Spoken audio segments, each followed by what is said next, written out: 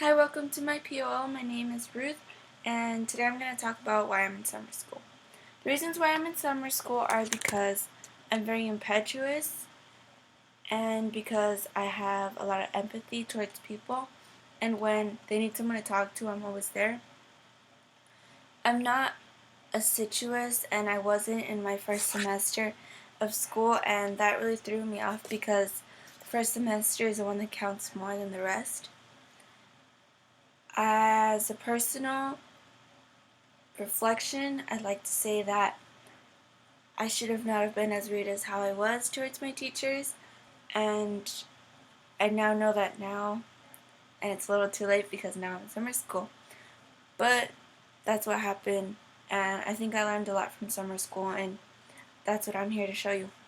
In my first week, I did the perfect paragraph, and that's something I was proud about. I wrote my perfect paragraph about my dog. I wrote it about why I should sell her. I don't really like my dog, and that's why I kind of wrote this. So I'm going to read you a little. For example, we buy her 2 boxes of dog food, as well as supplies, treats, and toys. This is a clear example that we waste too much money on the dog. We also buy her clothes, blankets, and pillows. The clothes we buy her are $10 a set, and the blankets and pillows we buy her are expensive.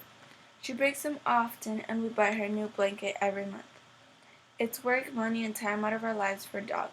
We need to sell her now. Some struggles I had with this was thinking about what I should write because there were like a lot of different things I could write about. He didn't really put a stop to what we could write a perfect paragraph about. But the easiest that I thought was my dog because there's a lot I could write about her. And I had really good bullets, and as you can see I wrote a lot. And that's something that I really liked and I was proud of. The second week we were asked to write a college essay, and in the college essay they asked us to brainstorm, and I did 3 different brainstorming. I did my first draft, which was written, it was 6 pages, my second draft, which was 4, my third draft, which was 2, then my final draft that I finished. And in the college essays we were given a yellow paper that had a bunch of essay topics that we could choose from. An essay that I narrowed it down to 5 essay topics, but the one I chose was discuss how some negative experience, disability, illness, and failure has had a positive influence on your life.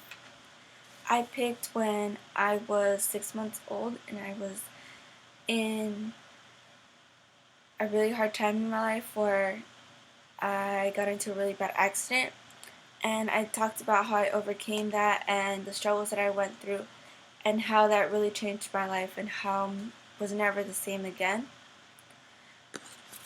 Something that I think the colleges should know about this is because they might look at my grades, look at my background, check who my parents were, and not know a thing about who I am just because of my grades.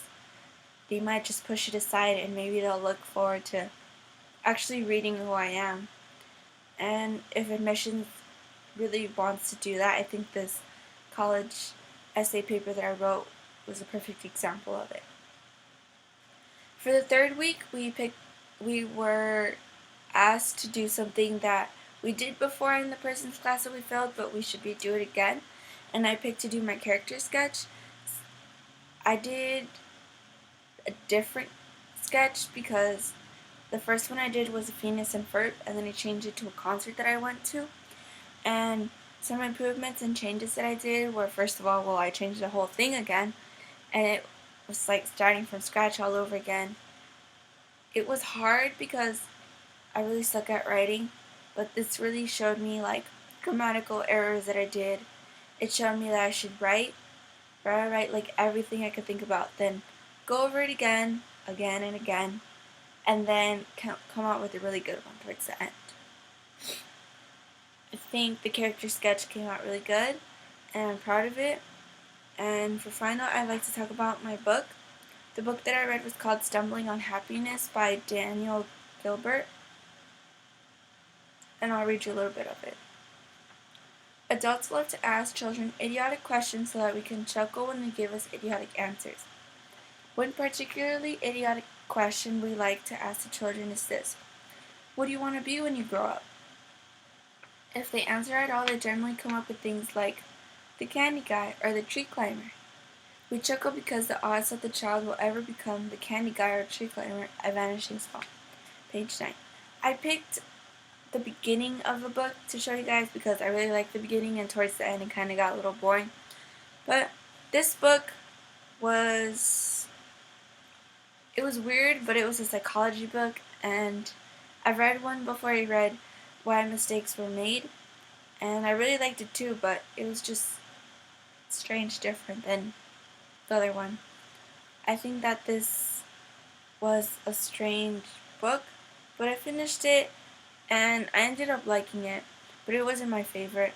I like how he bounces into like really strange things. He talks about like snakes in one, and he talks about like science in the other, then he talks about like how doctors do the process of surgery and different types of things that we think about. It was interesting to see all these different things and how they connected back to each other again. But overall, this is all that I did during the 3 weeks of summer school. These are things I was most proud of, and thanks for watching.